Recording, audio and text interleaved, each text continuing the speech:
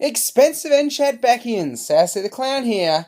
Dude, you nailed it with your description of Battlefront. You nailed it. That is exactly how it is. One little, I probably don't agree with what you said about the weapons being underpowered. I found them fine. I felt like they were how they should be, in my opinion. And the online matchmaking team squad setup is rubbish. That partnering system, so bad. One thing you didn't mention was once you were in a game, if you weren't partnered up with a mate and you just wanted to partner up with a random, couldn't work out how you would do that. Where most games you can say, put me in a random squad. So if you didn't have any, so say you had no mates online at the time, it seems like you just have to play on your own, which means you only get to spawn in the one place, the random place, not with anyone. So that sucks. One thing I don't know if you worked out, but we worked out one night when you weren't on, I think, was you can actually be partnered to more than one person. As in, I can be partnered to you, say, but then Happy J the Clown can be partnered to me. I'm not partnered to him, but he can be partnered to me. Then somebody else could be partnered to me. So unless they're going for a whole squad leader scenario where you and your mates all become partners with the same mate, he would just choose one of yous, I guess, just the second in charge or whatever. And you could all spawn on him. Though then if he dies, you all have to spawn back at the start. I don't know. I think it's rubbish. If that's how they're going to stay doing it, I think that is a terrible decision because it changes a game which could have been a great team game to essentially, like you said, Call of Duty, where Call of Duty, do team deathmatch if you want, but no matter what you do, it's not a team game. You're all just doing your own thing. Where Battlefield's great because you're constantly spawning on each other, you're working as a team. I can 100% guarantee that if you have to spawn in a random spot and try and get to your mates, 5 out of 10 times you're going to die before you even get to them. That's just how these games are.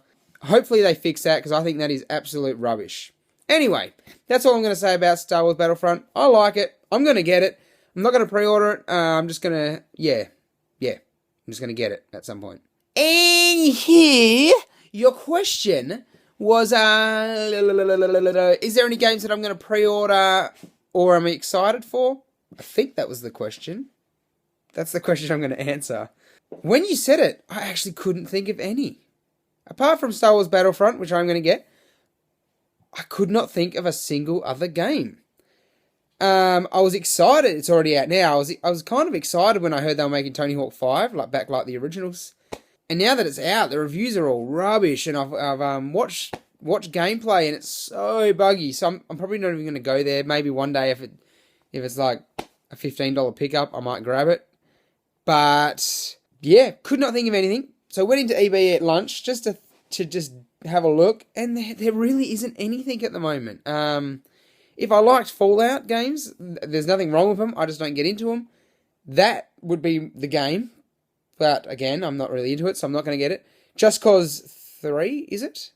That looks sick. I have to admit, that looks sick. But for some reason, I'm not that keen on buying it. I'm not that pumped. Maybe when it comes out and I see it, I might get all excited. But I'm not going to pre-order it because I just don't have the hype there for it. I really, at the moment, don't have hype for anything. When I was looking at the shelves, the one game maybe Call of Duty Black Ops 3. I enjoy Call of Duty games. I don't run to the hills about them, but I enjoy them. They're fun. So if some other mates are keen to get it, then I'll probably get it because I wouldn't mind having a bit of mate Call of Duty action again. But yeah, that's pretty well my answer, dude. So my question, speaking of the Battlefront beta being out, what are your thoughts on developers releasing a beta?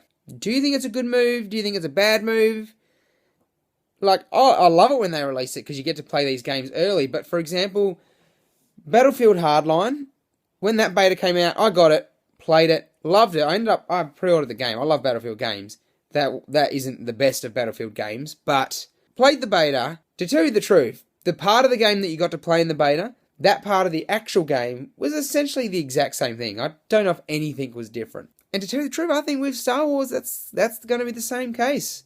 These betas are out so late that I really feel like it's not even a test of the game. It is, here's a demo of the game, which we're only going to let you play for a limited amount of time. So in saying that's kind of what my question is. Do you think it's a smart move? Because with this Star Wars, there was friends and people I've talked to who were so pumped for the game, and now they've played the beta, they're kind of like, yeah, I'll probably get it, maybe later. I think I'll get bored of it pretty fast. If the beta didn't come out, they would have either pre-ordered it or bought it straight away. So, is it a smart move for a company to bring out a beta? It draws some people in, but I feel it actually draws some people away. That's my question, man. Let me know what you think. I await your response, and I'll catch you all in 2 days. Satsy the Clown out. Bye, Jetpack Yens.